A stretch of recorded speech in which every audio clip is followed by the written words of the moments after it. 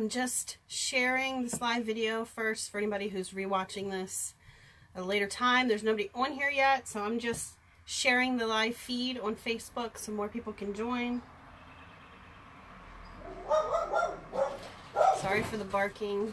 People walk past and my dog likes to bark at everybody.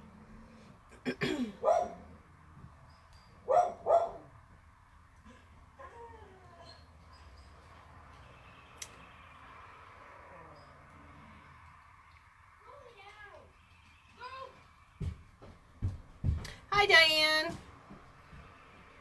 Thanks for joining me. I'm just sharing this live video. You're welcome to share. It'd be great to have more people come on. Fortunately, my computer doesn't want to load.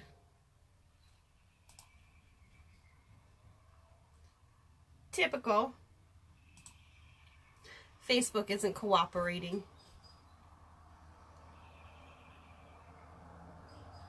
So how is everybody tonight?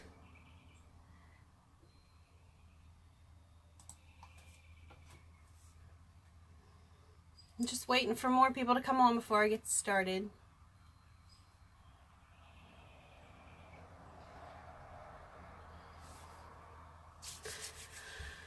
It's warm here again in Maryland tonight.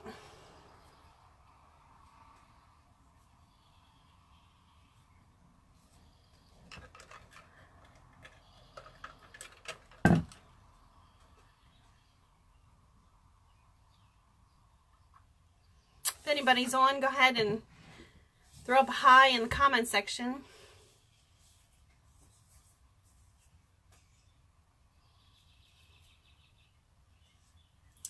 Tonight I'm going to be talking about like standards and responsibilities in the paranormal. Not much, West by God. It's a quiet night here. I have to forbid my children from getting on the internet while I do these live. And now that all the extracurricular cheer and everything is over, it's hard to find something for them to do. It looks like my son's going out to the garage to exercise. But I'm going to get started in just a minute or so. If you guys could share, that'd be great. Share on Facebook, on your pages, your profiles, wherever.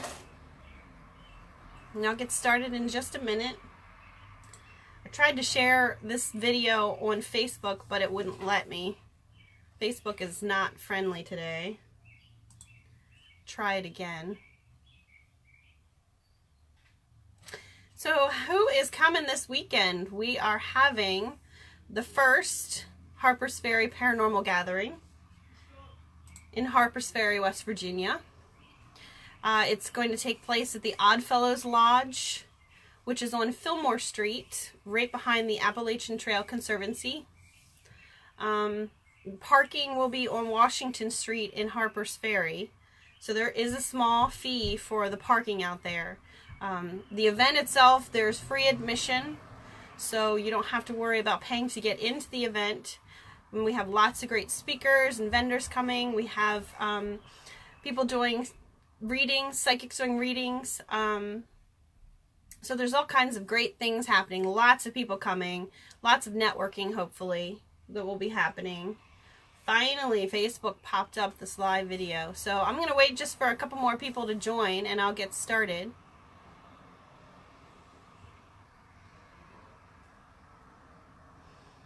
Hi, John. There's a little bit of a delay. As usual, there always is. And anybody coming in and watching, you guys are welcome to ask questions, post comments, discuss among yourselves the topics that I'm talking about.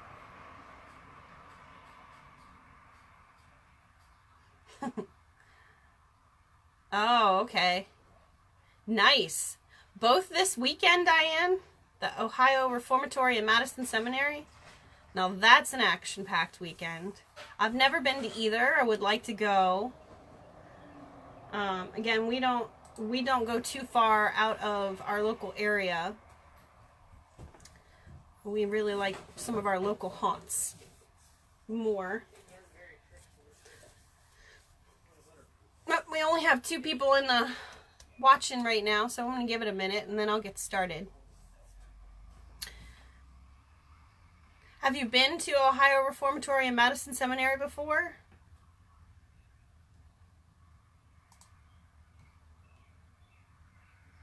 I've heard good things. I know one of our good friends at Portal Paranormal Society, they've been to Ohio Reformatory. I don't think we discussed... Hey, Chad! I don't think we discussed what kind of activity they got, though. So I'm not sure how active it was for them. But I'm going to get started in just a minute. Hi! I'm just sharing this video. Let me get some more people in here. Again, I'm talking about standards and responsibilities in the paranormal. It seems like as I go along, I feel like these videos are a little bit like a Paranormal 101 or how-to. Again, I always say take whatever I give you as a basic foundation for paranormal research and investigation and then build off of that. I don't like to really tell people like what equipment they should and shouldn't use or how they approach things. It's best that other people figure that out on their own. But sometimes hearing experience or having a mentor of somebody who has done this for many, many years is always helpful to those of you starting out. Oh, okay, Diane. Where are you at near Gettysburg? So you're not that far from us. I go to Gettysburg every week. My husband's job is centered out of Gettysburg, so I'll have to take his paperwork up there every week. He's a truck driver. We go to the battlefield every once in a while. I like to stop at Sachs Bridge because it's so pretty. Alright, well I got that shared, so I'm going to go ahead and get started. You guys go ahead and share this video. It'd be awesome.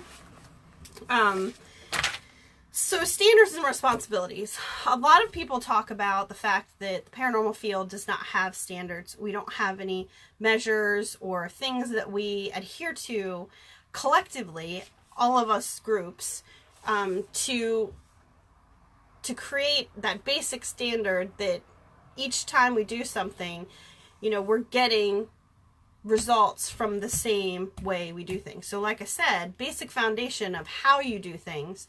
And I'm going to give you some things that you can do as a group or even as an individual to get yourself started on the right track. So these are standards that I think any paranormal group should have, or any individual that's working with a group should adhere to.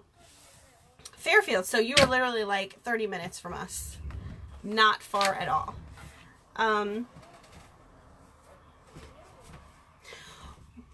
Oh, sorry, there's people outside my window. One of the things that I recently created was an etiquette for paranormal investigators.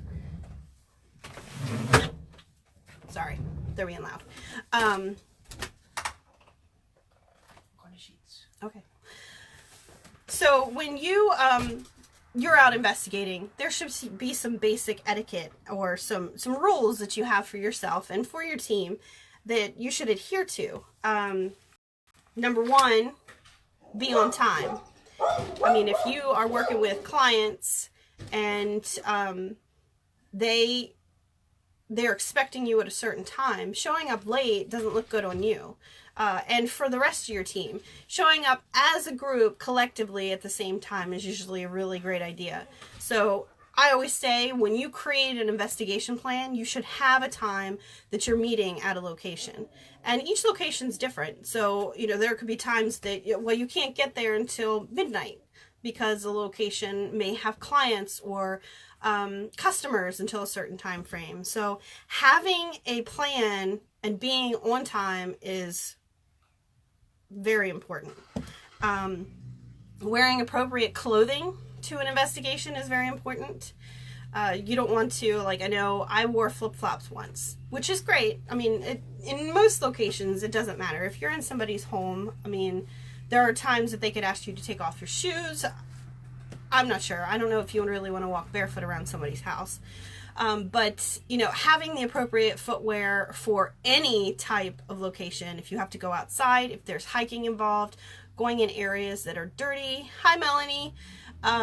Having, you know, wearing sneakers, wearing long pants. If it's cold outside, you want to make sure you have plenty of layers.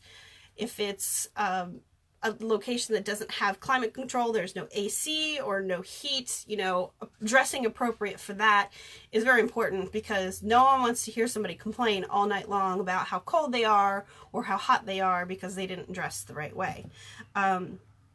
Also appropriate is, you know, you represent your group. So if you show up to a location looking like a slob or, you know, a hobo off the street, you really aren't going to give a good impression to a client, which could be a private residence or a business. So just remember, everything that you wear could have a purpose. Bringing necessary equipment. If you're in a dark place, you don't want to forget your flashlight. Now, everybody, we're all human. We forget things from time to time. You can forget your camera, you can forget your flashlight. I know we've forgotten things many, many times, but making sure that you take the time to prepare and have all your equipment, all your DVR stuff, your cables, your voice recorders, any equipment that you plan on use. I've gotten to the point where I have to create a checklist to make sure that I have everything. I know recently we had an investigation scheduled, and I packed for that investigation, and I left the equipment in my car for the next week because it had snowed and I wasn't taking it all out, shuffled it in the house. So the next week it ended up that the investigation completely changed, our roster changed, so we each have a box, Jeremy and I do, my husband, and I didn't take his box for the first investigation. So I didn't repack everything, I didn't create a new checklist, but I forgot his entire box, and he was a little upset about it. I know everybody has certain things that they need for an investigation. So I would say just don't forget your flashlight or your voice recorder, because those are important. Hi, Chris. Thanks for joining me, Chris. Retain objectivity. I would say making sure that when you show up to the investigation that any preconceived notions are out the window. If you feel like, oh, you already know, like, the client is crazy, or the client, you know, is lying to you, or the storyline, you know, you've already kind of made your own little storyline up in your head about what's happening in this house. Don't take that with you. Leave it at home. You need to go into it without any of that information. Even though we say use some historical information, don't make it a point to be that's what's there. Always go into it just saying whatever happens, happens. If I can completely recreate, no picture. Can you see me? Can everybody see me right now?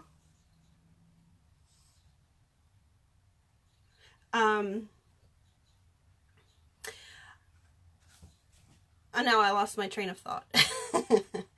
Is there a picture? Can everybody see me right now? There's a little bit of delay, so I just make sure as I'm going forward here that everybody can see me. Yes, Brett. Flashlight number 1 for sure. Okay. So retaining objectivity, I think, is what I was talking about. Great, Chad. I got completely derailed there. You know, just making sure that you go in without the idea that you're trying to find ghosts, and there will be a ghost, there will be something paranormal. Go in with the intent to take what you gather and collect the data without any, you know, either way. If you go in and a client says, this door keeps slamming, don't immediately say it's paranormal. Go into it as, how could this door do that minus the whole paranormal aspect? You know, is it because of a pressure thing? Is it because the door isn't shut tight? You know, ask yourself these questions and don't immediately assume everything is paranormal. So I know I see a lot of people say that. Don't assume anything is paranormal unless you've exhausted all other ways to explain it. Next one, be respectful. I know we are a group of jokesters, I'd say. Antietam Paranormal Society, we like to have fun and play on words. Sarcasm is probably our first language. I would say that while we like to tease and have fun, we're always respectful to a location. To retain a good reputation, you want to make sure that you never exploit that location's, the things that they have going on. It's great to represent and tell people what's happening in a location. It's great to say, there might be a negative entity there, but always elaborate on that and let people know that it's not harmful. I see some groups put out there about actual places that there's customers, there's people that stay in these places. It's kind of a concern for me when I look at it and say, how does this business feel if these clients or customers are coming in and they might, or they might be afraid of what could possibly happening. So while I say there is a certain amount of disclosure that place is supposed to give, we as paranormal investigators don't need to sensationalize it to put our agenda first. We need to make sure that the client and their business and their building is the number one priority. It's not about us, really. You can get your research, you can store that information up, but you don't need to blast it out there and potentially destroy a business. Have we ever experienced negative? Yes. I mean, we've had things thrown at us. We've had a couple of people scratched. And these are people that I definitely trust that they're telling us the truth, that, they didn't scratch themselves, they didn't brush up against something. So, yes, I would say we have had negative things that cussed at us. So, it's, and usually, a lot of times, these things are in places that most people don't go to. Somebody was talking about this just recently. Ghost Magnets with a Twist, I think.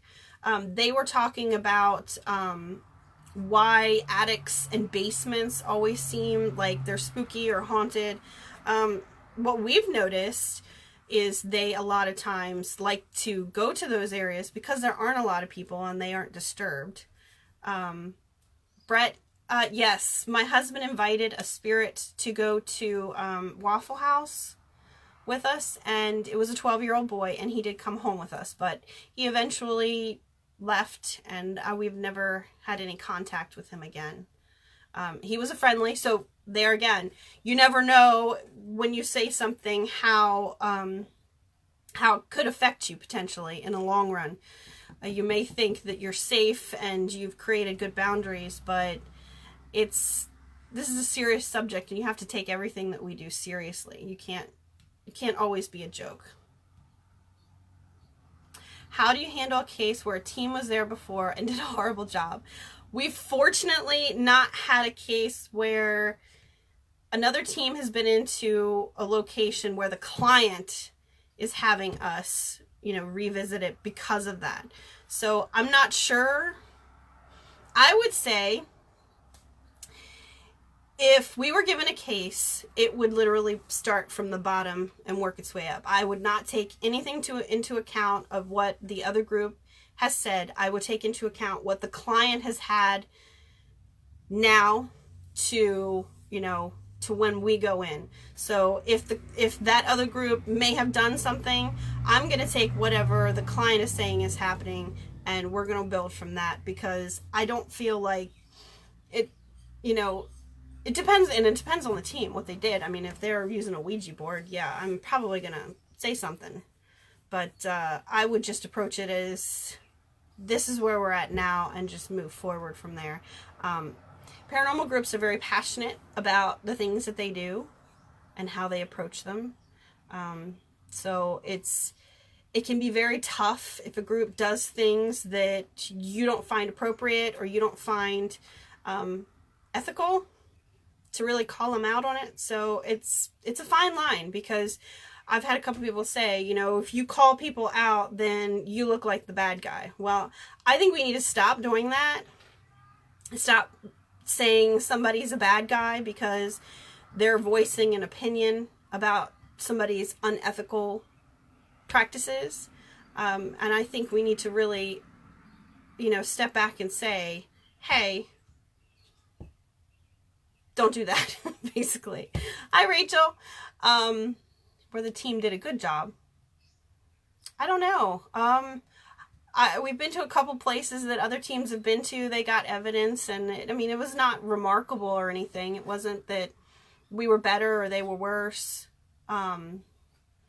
So, you know, we just take what everybody else does and we listen to it, and you know, if they did a good job and the team had really good evidence that we could listen to, you know, we might use that during our investigation. It's great to replay EVPs when you're out investigating, and see what kind of responses you get.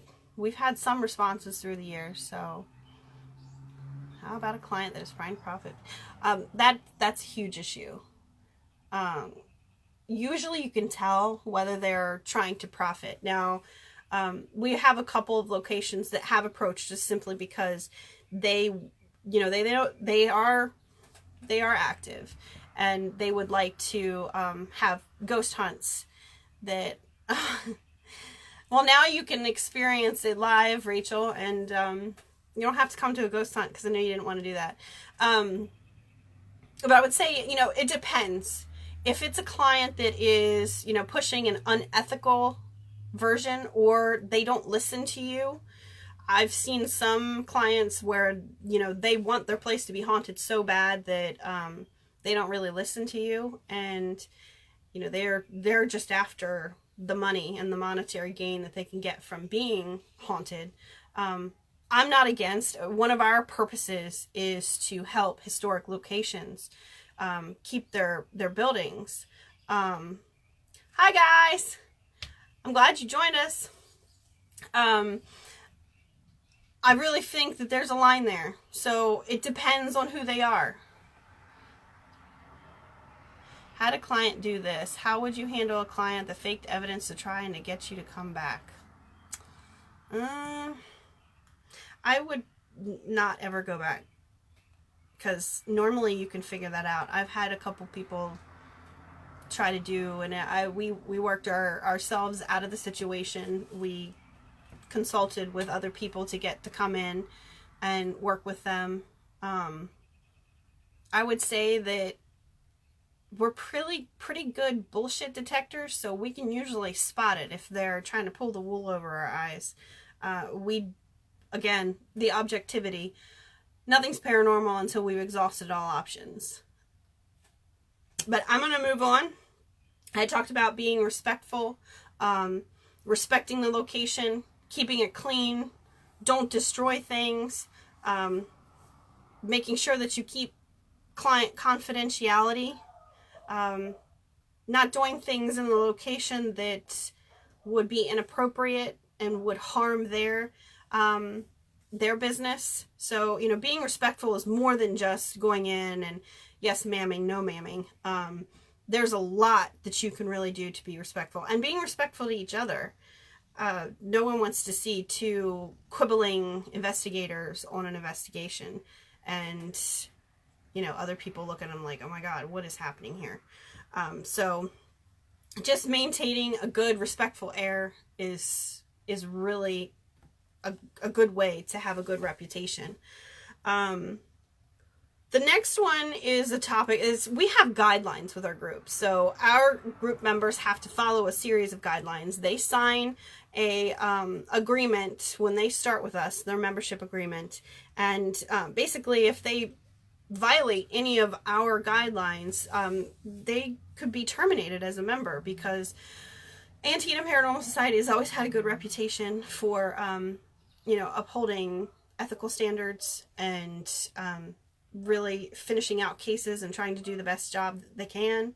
So I try to make sure that we always keep that standard of making sure each investigator and member does what they're supposed to do. So if we have a guest investigator They have to sign off on liability waivers, confidentiality agreements, and that they understand and accept our guidelines.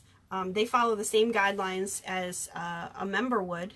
So one of them is to not smoke, no drinking, and no drug use. It's really inappropriate to see paranormal groups doing any type of drinking and investigating. People talk about doing nighttime investigations and being tired. To me, it's way worse if you're drunk or your faculties are inhibited because you are drinking. You can't control yourself, and you really are going to miss a lot of things if you're drinking and you're trying to investigate. I don't like seeing these events where people do these like big old meals and drink, and then they go out for a couple hours and investigate. It's totally inappropriate. It sends the wrong message. You have several schools of thought in the paranormal field. You have some people who really want to, pursue the research and really, they spend a lot of money and a lot of time doing these things. And to see other people do these events like that have absolutely no correlation to other paranormal researchers, and they're going out there and getting, notoriety and, a lot of exposure, and it's just, it's inappropriate. Don't drink and investigate. We need a bumper sticker. Hi, Aaron. Smoking. Everybody's seen those, you're outside investigating and you've got this great ectoplasm next to you, and no, dude, I wasn't smoking. I can't, I just, I really can't even talk about that. So just don't smoke. Between the fact that you smell like smoke, other people are allergic to it, it can harm your equipment, it could affect your investigation. Just don't do it. Drugs, obviously, if you're on a mood drug and you need to be on one, be on it, because you don't want to go crazy when you're investigating. But other than that, don't do recreational drugs when you're out investigating. It's, again, like the alcohol, it can really inhibit your ability to know what's happening on an investigation. Don't horse around. I would say, if you start monkeying around and you break something, it's, that's a problem. You don't want to be breaking things at a location. I would say that anybody who's messing around and does anything to harm anything, any object, or any type of investigation should probably be on some sort of suspension if you're with a paranormal group. But also, people that do that on events and things, it's just inappropriate. If other people are paying for an event and they're out there horsing around, it's not cool. I used to help guide at Trans-Allegheny, and there were always those people that they couldn't sit still. They were always, running around, slamming doors, and how is anybody supposed to get any type of interaction with spirits or, have anything happen if you've got a bunch of people slamming doors and laughing and carrying on? It's just inappropriate, whether you're a paranormal researcher or if you're just at an event. Don't go alone. I do not recommend anyone going alone, because you could get hurt. We did a location here in Hagerstown called the Dagmar, and I'm not going to go too much into it, but it's just not safe for people to be alone there. So I always say, no matter where you're going, if you're going to the bathroom, if you're, sitting at the DVR, you really shouldn't be alone ever. Always have somebody with you. So not just the safety concerns. What if you go out and you have an experience? A door slams on you right in front of your face. You're the only one that's seen it. But if you have somebody else with you, that gives so much more validity to what happens. New Hampshire. Hello, Erin. So don't ever go alone. Also, if you here's a good example. If you have, say if your paranormal group's already set up, you have everything all where it needs to be. Your recorders are up, your video is up, and you have one rogue person who doesn't tell anybody, and they go wandering off alone. Well, they've potentially contaminated your audio because they don't announce themselves. They didn't tell anybody because they were trying to keep it a secret. You see flashes of something strange, a shadow or something on a camera, and you think, oh my gosh, we got a ghost. No, it's really that person that didn't tell anybody else that they're out there wandering around. So, it really is important to not go alone. And if you do have to go somewhere, no matter if you're with somebody or not, tell somebody where you're going. The next one is a little more involved, tagging audio. So if you're out on an investigation, no matter where you're at, if you're just out like Sachs Bridge in Gettysburg, or if you're at Devil's Den in Gettysburg, you're on Antietam Battlefield, you're at a private residence in your hometown, full gear, full camera setup, all your recorders set up, you tag that audio, because things can be really hard to figure out if you have an audio file that I don't really know what the date is. I don't know what time I started it. I would say when you start a recorder, and my team knows this because I hammer it into their heads. You start a recorder, you start where you're at, the date. So right now I'm at my house. It is Thursday, May 10th, 2018. It is 7:31 p.m. and it's just me. I am alone, yes, and no cracks about that. But always state, the location, the date, the time, who's with you. And I'm right now in my sunroom, which is actually a computer room. Always have that information, because an audio file, you can't see anything, so you're not sure where you're at. Always tag that stuff. If you fart, if you sneeze, if you cough, if your chair moves, if your foot squeaks on the floor, tag that audio. And it's very important for an investigator, sit still, because if you tag, your fidget moves, it's really hard to get anything otherwise. So sitting still is imperative. If you're a good fisherman, you'll probably be a good investigator. Tag everything, every single thing that you hear that could possibly show up, because later on when you're listening back to that audio and you hear something and somebody hasn't tagged it, you could potentially think that it's paranormal. My daughter's coming in. What you mean? I'm bored. She's bored. What do you feel is a good size group? Lots of places have so many people, there's no way there to get good evidence. I right now have a group of 11. We have my husband and we have several members. We have a psychic medium, and we have a researcher. A researcher is not an investigator. She does not live nearby. She just helps out with all of her research. She's actually a former member.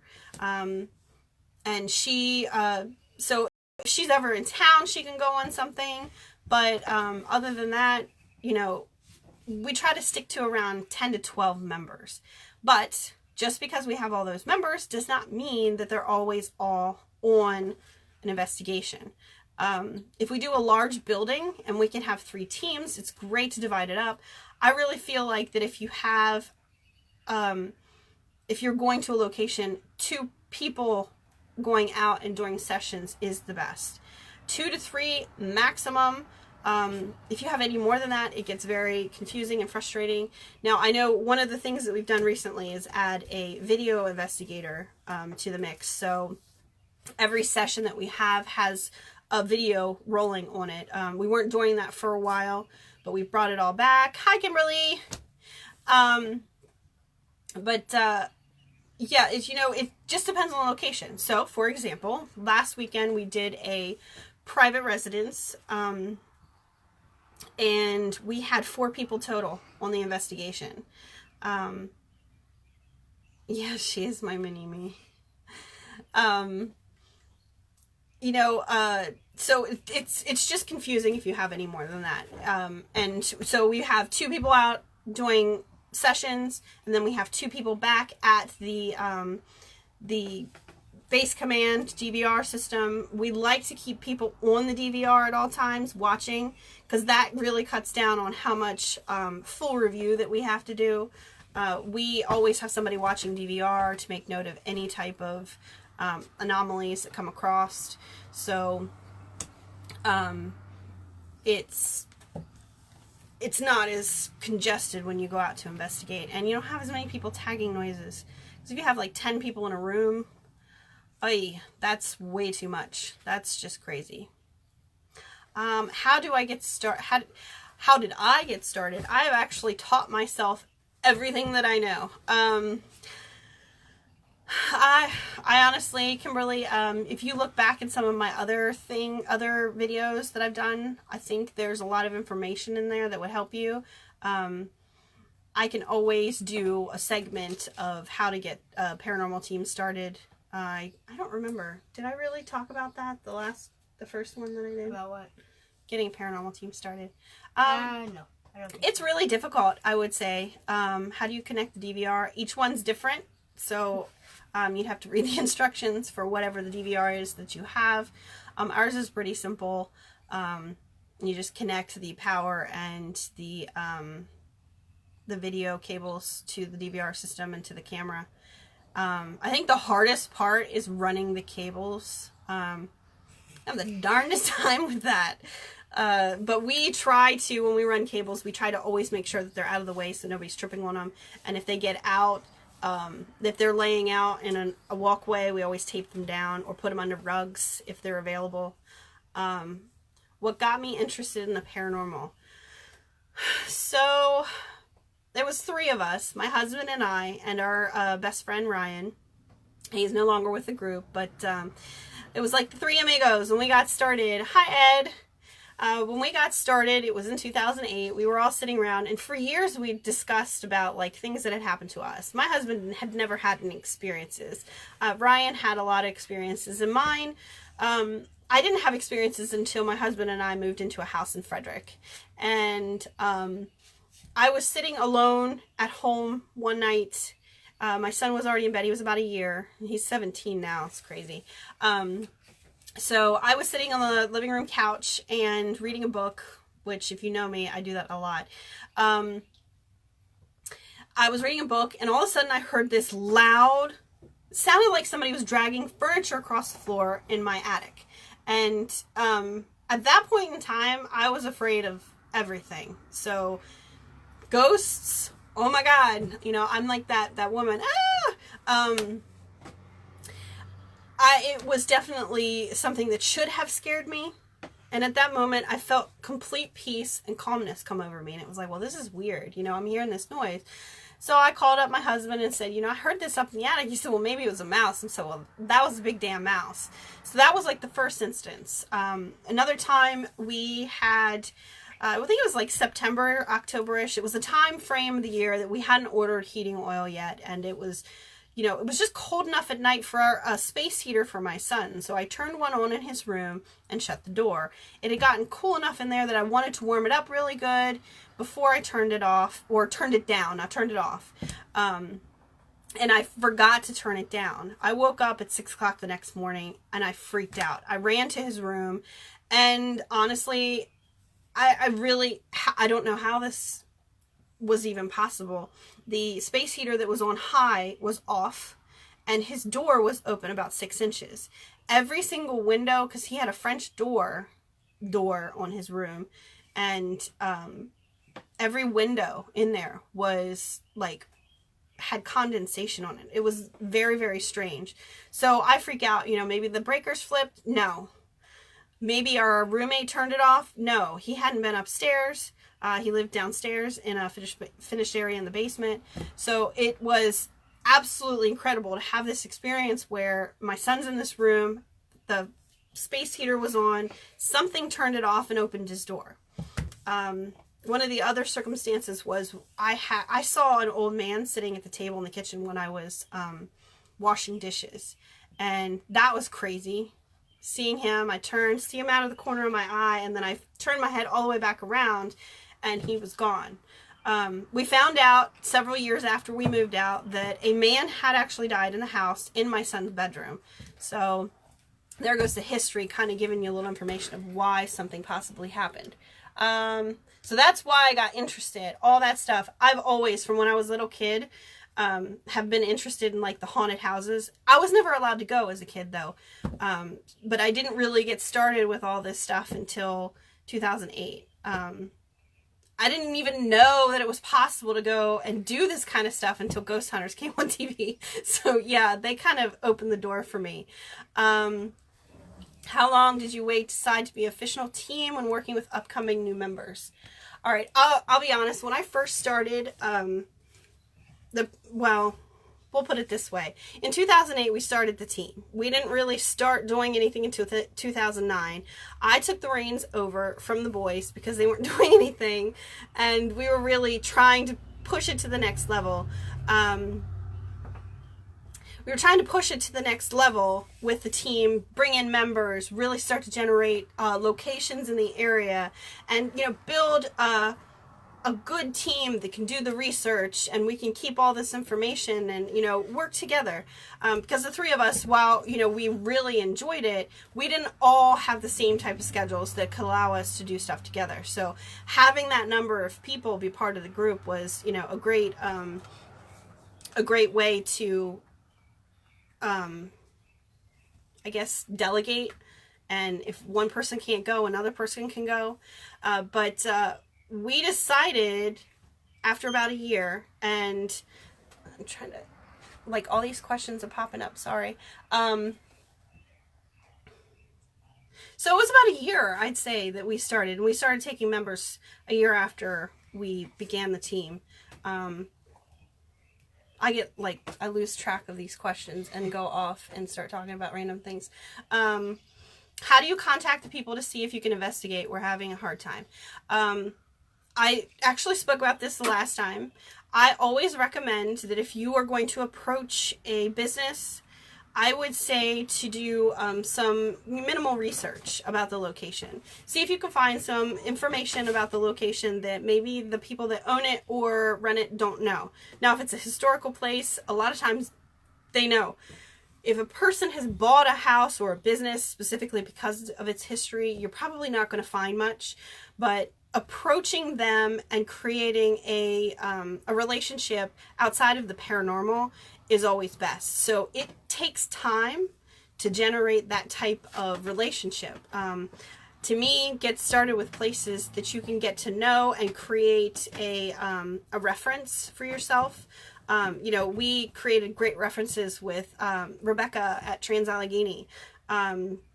We created great references with the Worshipful Master at the Masonic Temple and other places. So we had a great foundation after getting these locations to be able to go in and do investigations.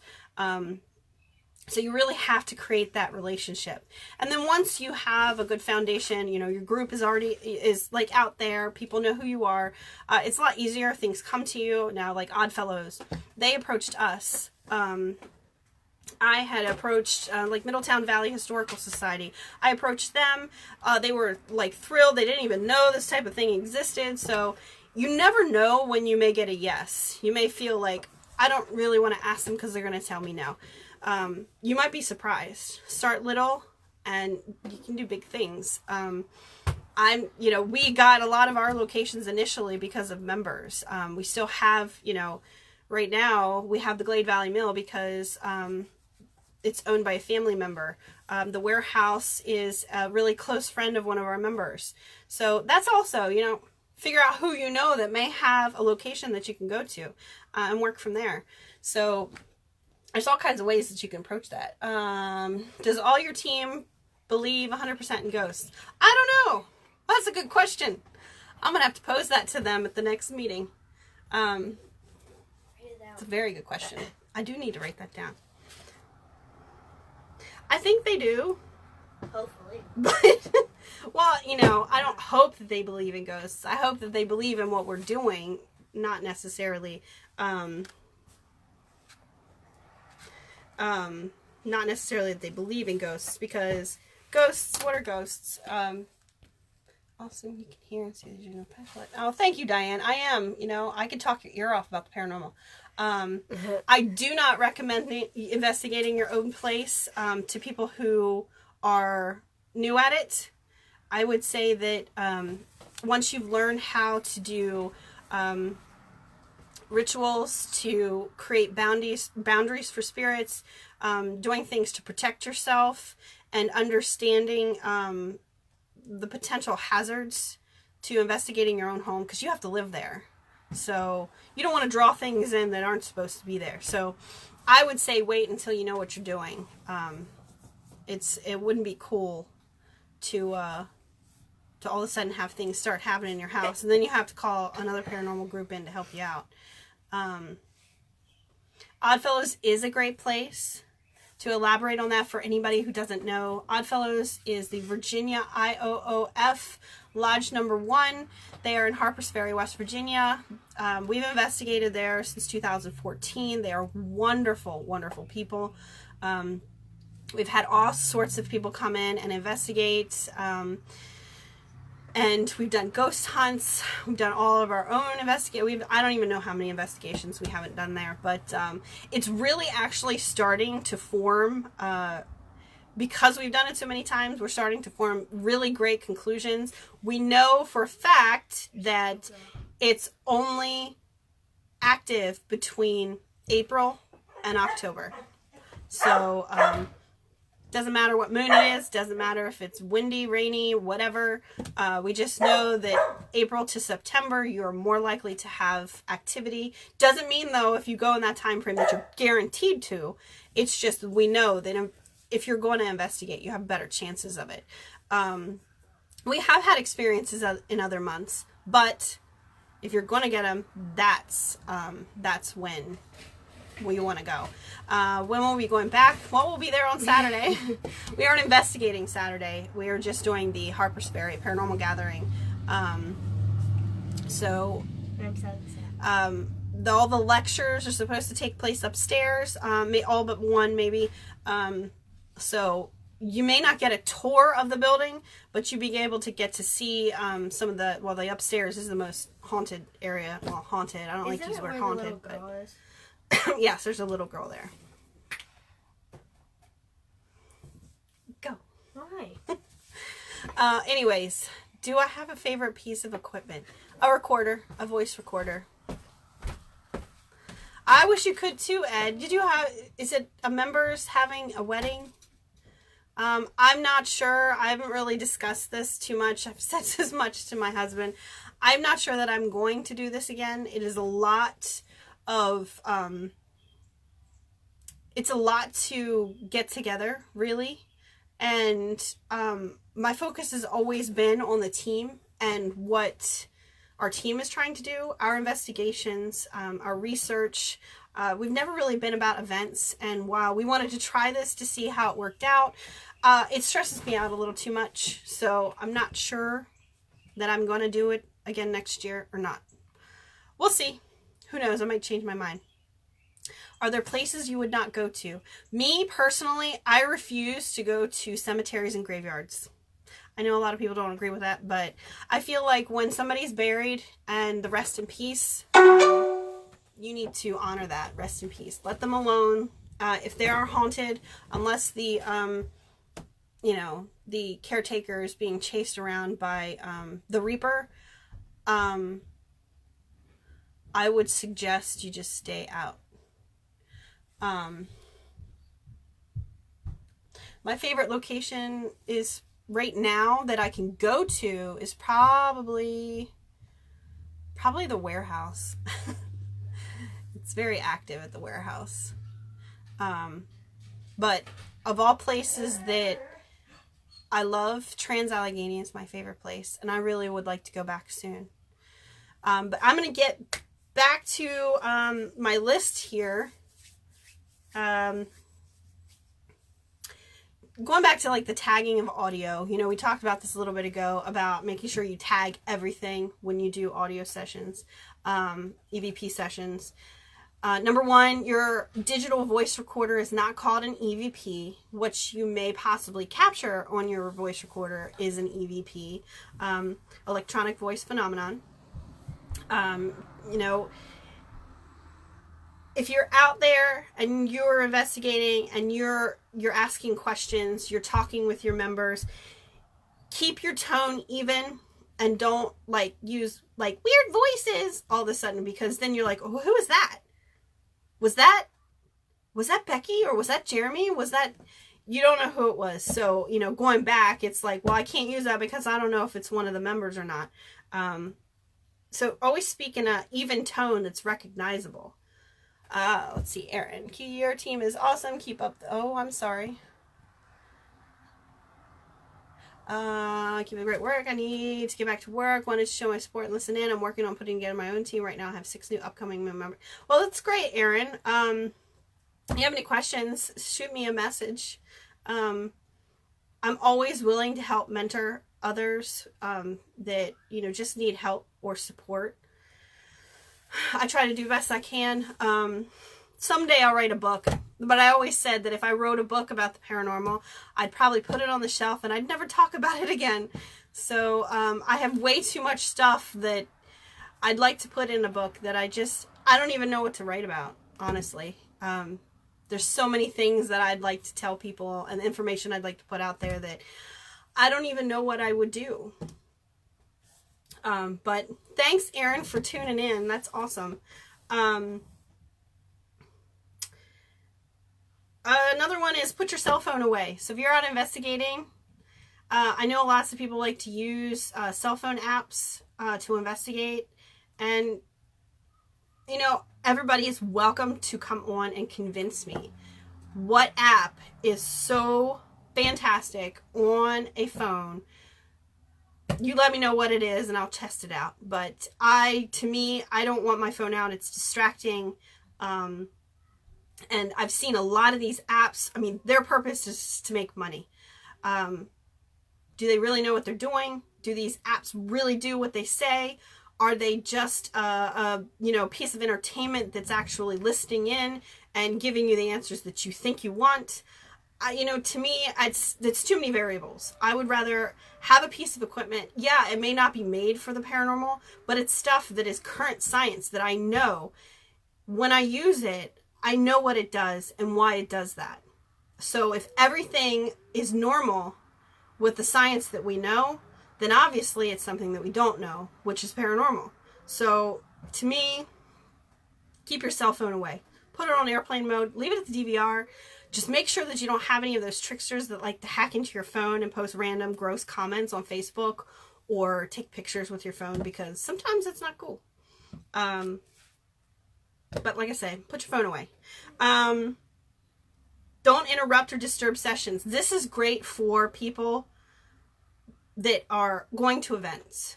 If you pay for an event and somebody is there having a really great session, I know you want to join them, but if they're already really like into it and they're doing it, you interrupting could completely break the balance of energy that's in the room. So you really have to hold off on that and just allow people to do their sessions. If, once they're finished, maybe they have stuff kind of stagnate. Once they're finished, you can go in there and you can see if you can get something. But interrupting people while they're having a really good session is just not cool. I know we've been to places that, we're trying to find a spot to sit down. West Virginia Penitentiary is where we went.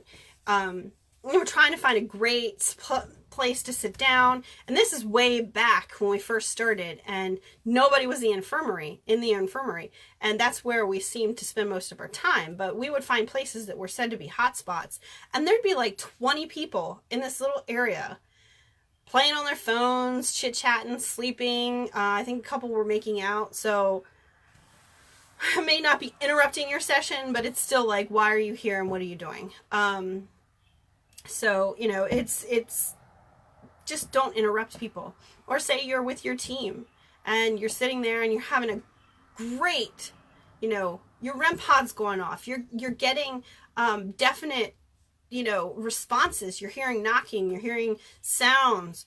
don't jump up or, all of a sudden be like, okay, I gotta go blow my nose, or I gotta do this, or I gotta do that. Sit down, chill out, and don't interrupt. Our sessions are usually an hour long. If something is really happening, I'd say stick it out. But other than that, don't interrupt a good session. If you're having things happen, that's just inappropriate.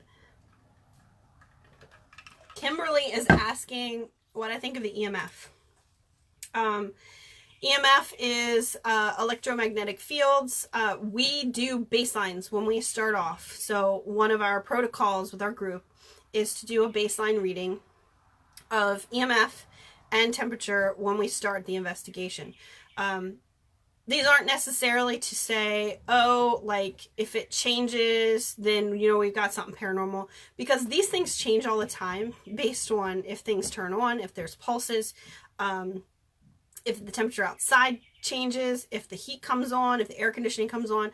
The baseline is a reading that lets us know, is there drafts in here? Is there anything that we have to look out for that is present right now that could potentially affect our equipment or, our senses? So if you go in, you're like, okay, well, the temperature here is 10 degrees different from about 5 feet away. You know that there's got to be a draft somewhere. So trying to find the entry point for that draft, or trying to find a reason for why it's a different temperature, allows you to know when you go back in there later on to investigate. And maybe it didn't happen right away. Maybe that draft isn't always present. And you're in there and all of a sudden it happens. Okay, well, we checked this out earlier. We know that there's a draft from that window over there, and it kind of comes this way. So you have a reason for why it's happening. You're not asking yourself later on, is it a ghost? The temperature changed like 10 degrees. Well, you have an explanation. You took that baseline. EMF wise, I like to know where there is high EMF, because a lot of our equipment gets affected by it. So if there is I know there was a location that we did that the EMF errored. It was so high that it actually read error, and we use a electrician detector. So that's like, no, you don't want to go in there. If you have weird feelings, if you are sensitive to EMF, that's obviously an area where somebody might say like, oh my gosh, I felt like somebody was watching me. Well, you got high EMF. So it can explain why somebody's basement feels eerie if there's high EMF. I know when we did the Dagmar, there was a basement area that had a lot of panels in it. Oh my gosh, the EMF was off the charts. Do I think the ghosts use it, or, I really feel like they draw energy from around, whether it's man-made or not. I don't necessarily feel like they create it. I just think they draw it, so it's probably going to be a collection of energy, so it may be an increased EMF. Do I think that they can do it purposefully? I don't know. The jury's still out. I think EMF is not the way to go. There's too much that affects it. So basing all of your data on high EMF or whatnot is not the way to go. There are plenty of other ways to gather data that lets you know that something paranormal is happening, that you don't really need to use EMF. But always have an EMF detector. And don't just use the K2 meter, because it is very rudimentary when it comes to EMF. And it can be affected by many other things other than, if you use a regular, like electricians, we use a Lutron, and that one doesn't really, have any problems with it. And even a millimeter, we don't use the millimeter for doing baselines either, because it's got too many, I don't know, it's kind of strange how it works sometimes. Hi, Copperhead! Thanks for joining us. Can't wait to see you on Saturday. Very excited. All right, going back to what I was doing. This is a great one for all you people that like to go out to Sachs Bridge. I'm going to say it. If you're on the bridge, you're in the vicinity of a bunch of people, and you're taking a picture, say flash. Because we don't want to be blind. We really don't. We're trying to see in the dark just as much as you are. We do not want to be blind. Always say flash so we can duck our heads. I know you may feel weird by saying it, but you honestly, as a paranormal investigator, there are a lot of things that I do that I never thought I would do because I'm not really outgoing. I'm an introvert. So me even talking to you guys is kind of out of character for me, doing these live feeds. Hi, Christopher. Aggress the spirit. What do I think when people like provoke? To me, provoking, there are so many ways that you can just go into a room to provoke. I don't necessarily think that you should sit there and immediately like antagonize something if you don't know what it is, because that's dangerous. But I'm sorry if I'm like speaking to a spirit that's like calling me names. I'm probably going to be like, look, you need to knock it off. So I'm not going to be friendly with something that's not friendly to me. Yes, they may have been alive at one time, but they don't need to be jerks. But I wouldn't say go out of your way. I wouldn't say go out of your way to be aggressive with a spirit, because that could get you into hot water. It's dangerous. And, you know, I mean, there's a lot of children's spirits out there and stuff. Maybe they don't want to talk to you. Let it be. Be respectful. You just don't know. Yes, Copperhead. Using dowsing rods on the bridge is an awesome idea. I don't know if anybody knows what dowsing rods do. They find water. That was their purpose. And they do that very, very well. So if you walk across a bridge that has water running under it, what do you think's going to happen? They're going to cross. It's not a spirit. It's just because your dowsing rods found water. True story. Anyways, the next one is kind of like along the lines of the flash while taking photos.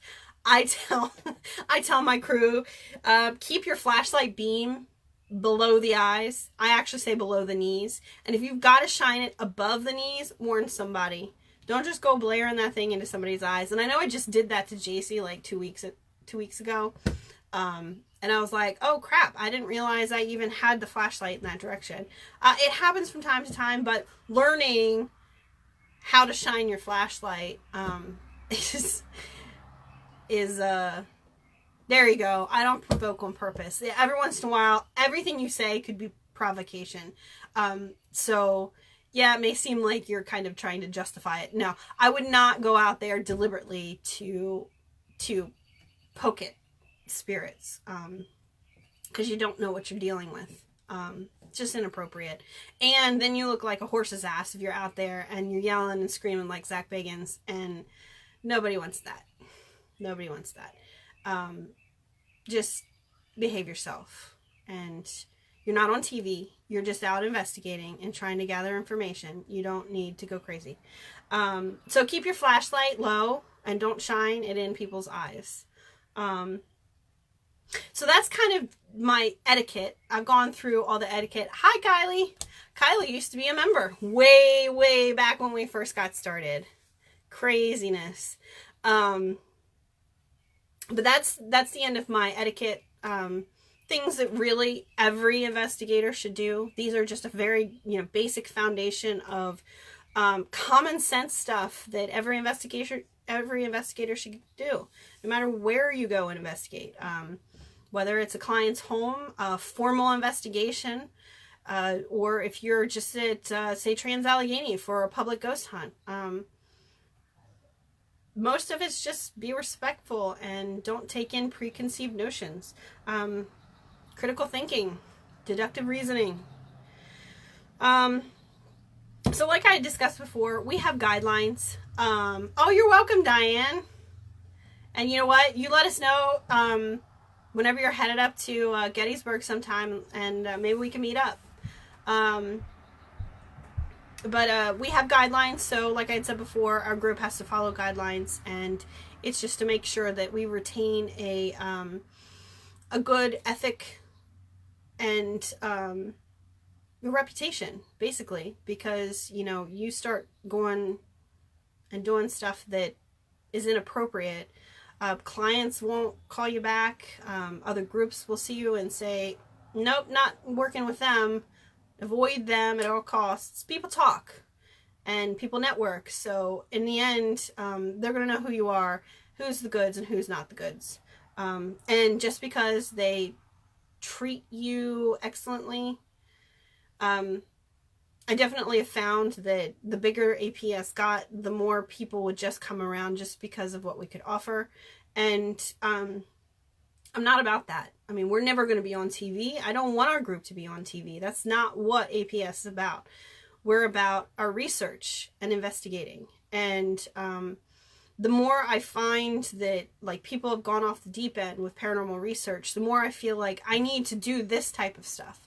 I need to go out there as more of a public figure and start, hi Colby, oh my gosh, I haven't seen you in years.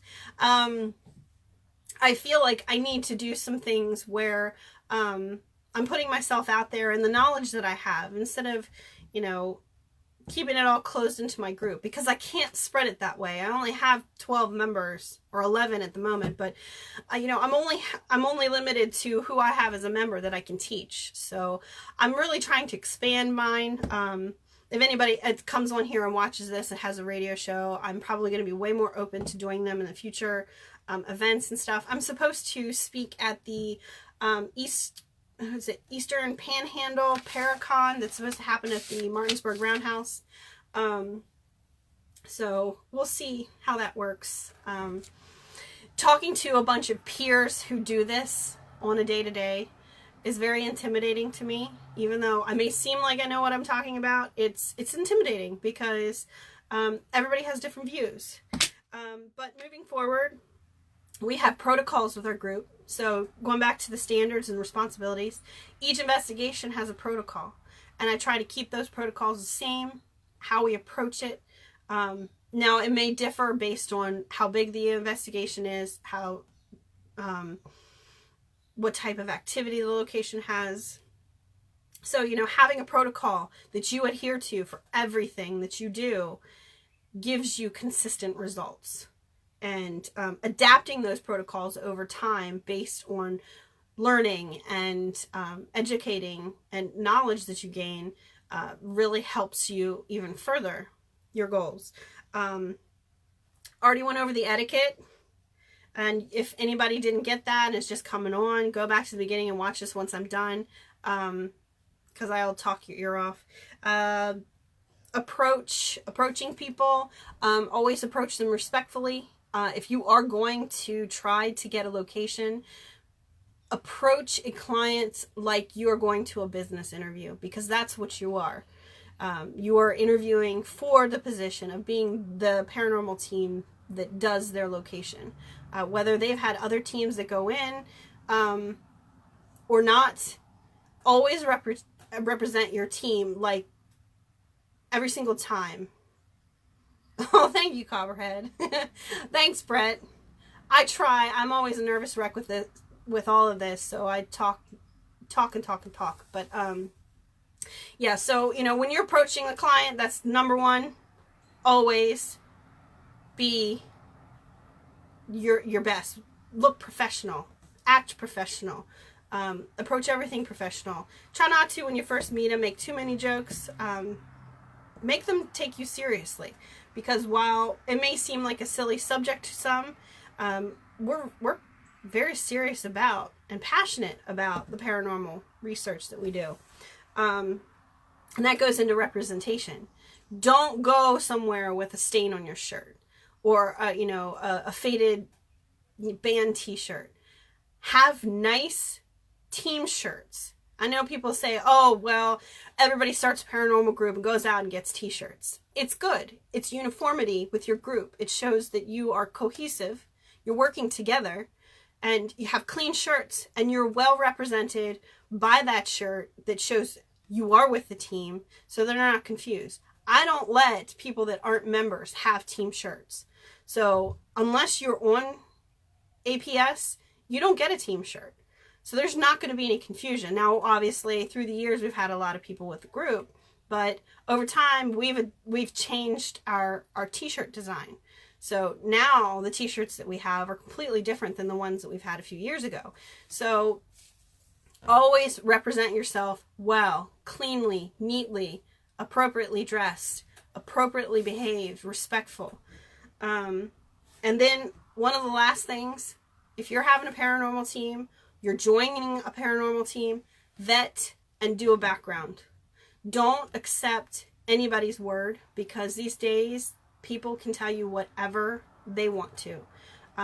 If you have a criminal record, you won't make it onto our team. We've had people that actually are sex offenders. We go into places that have little kids, women, children. We're not going to take somebody who's a sex offender on our team. If you have a history of violence, no. We want to make sure that everybody that's on our team is an appropriate person to go into somebody's home. If you have somebody that's a wild card that does have a criminal background, I mean, that could get you into trouble if they do a background on you and, want to just create problems with you. So always being above board with everything that you do, being transparent, being honest, number one. So like I say, if you're joining a paranormal team, get some background information on them. See what, other investigations they've done. How many investigations do they do? Do they seem like, people who return to locations time and time again usually are a good bet. Not always. But, just... Oh, so in another way, you can just be your normal self and you're provoking, huh? But like I say, always double check everybody. Make sure that everybody's above board. Because I feel like clients should be double checking that. And sometimes when I get a request and people just throw all their information at me, I wonder if they went to a group that had criminal, people with criminal backgrounds or sex offenders, would they feel comfortable knowing, they're trading one evil for another? They are very uncomfortable in their home with spirits, but they're inviting somebody that is a criminal into their home. So always make sure that you're doing what you're supposed to do in that regard. I can't say that one enough. We always do a little bit of a background check on each person that joins our group. So we give them the opportunity to tell us, hey, I did some things way back when. Well, as long as somebody comes to us and tells us, depending on what it is, we're usually pretty good to work with somebody. But these are basically the standards and responsibilities. Everybody has a responsibility that's a paranormal investigator, to be honest, to have some sort of ethic guideline, to go out there and give, correct information to people, and not just give them information that they want or information that you want them to have. Don't brainwash people. Oh, thanks, Kim. It's our responsibility as paranormal investigators to go and help people to do the right thing and to help out as best we can. And helping people is more than just telling them what they want to hear. That's not helping anybody. And if you don't know anything about the paranormal, you have no business in going into somebody's house and scaring them even further, or creating more of a mess than they had in the first place. So, Copperhead, we were just talking about that. I remember when we first met you, we were talking about how long we've known you guys, and so it was our second public ghost hunt we did at Trans-Allegheny. So the first couple things that we ever did were public ghost hunts, and that's what I always recommend for people starting out. Go to these public places. It may be a little pricey, And you may not be able to do them as often as you want, but it gets you so much information. It lets you know what to do in a location. You learn how to do investigations. You meet people. You network with people that have done this, have been there. That's why we still like to go to public stuff. I'd go to Trans-Allegheny tomorrow probably and do a public, yeah. But why not? You learn so much stuff. It's, you don't have to just do private investigations all the time. There's so many people out there you can learn from. Even amateurs can come in, or people, just newbies that are just starting out. Man, they have information and they're so passionate. These people are gung-ho and they're ready to go out there and do stuff. So you might be surprised at the information that you can get. But so we were talking about Copperhead, and the second time we went to Trans-Allegheny and we met him, and I was like, what kind of name is that? Oh my gosh. And I said, man, he's got some long hair. Copperhead and his luscious locks. But yeah, so I'm probably going to leave it at that. I've been doing this for an hour and 15 minutes, and I'm probably going to lose my voice tonight. But anybody have any questions or anything, you can post it on this video. I'll try to get back to you as best as I can. I know a lot of people had gone on the last one and asked questions later on. Feel free to post your questions, your comments, anything in the comments section. Share. It's great. If you have any topic ideas or suggestions for future topics, I think pretty soon we're going to do one about abilities. And someone had wanted specifically about moving people on or the next step. So I don't really want to do a whole segment on moving spirits on. It's going to be kind of like what happens to a case once you can't really do anything, because our case has always been our cases up to the point where we got a psychic medium. We've always just document data and then form a conclusion. We've never moved anything on, done cleansings or anything like that. So we're going to bring in Sharon, our psychic medium, and we're going to talk about what comes next. If a client wants to remove stuff, or they want something other than just documentation, what happens next? So that's probably going to be coming up very soon. I have to figure out how in the world you get another person up on your live feed. I'm very techie. Anybody who knows me, I'm very techie, but these live things are so weird, I'm not really certain how to do them. So anybody has any idea how to do that, feel free to tell me. But again, questions, comments, put them in the comments section. I know another one we'll be talking about equipment, discussing that, and I would love more people to come on to discuss equipment, because I'm not equipment savvy. I don't like a lot of equipment. I think it's distracting. So if I can have people come on to actually discuss equipment that I don't really know about, that'd be awesome. I might actually ask some people to join in. But again, if you have any topic suggestions, let me know. And I'm going to leave it at that. I'll finish it out with saying I'm Rebecca Boyer. I am the co-founder of Antietam Paranormal Society. I'm also the case manager. And I pretty much am a jack of all trades of everything paranormal. One of the things that I didn't finish off earlier was to say, when I got started, I had absolutely nobody to mentor me. I taught myself everything, from creating the website to the Facebook page to generating the protocols, all the documents that I use for cases, everything. I taught myself everything from the ground up. I read everything I possibly could. I have I've networked with people that have done this for years, and one of the groups I actually was,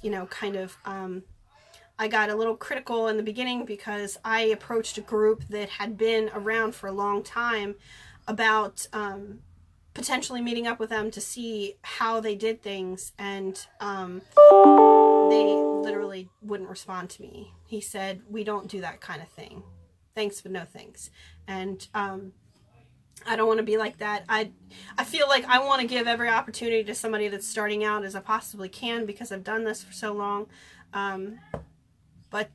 Yeah, so I'm going to leave it at that.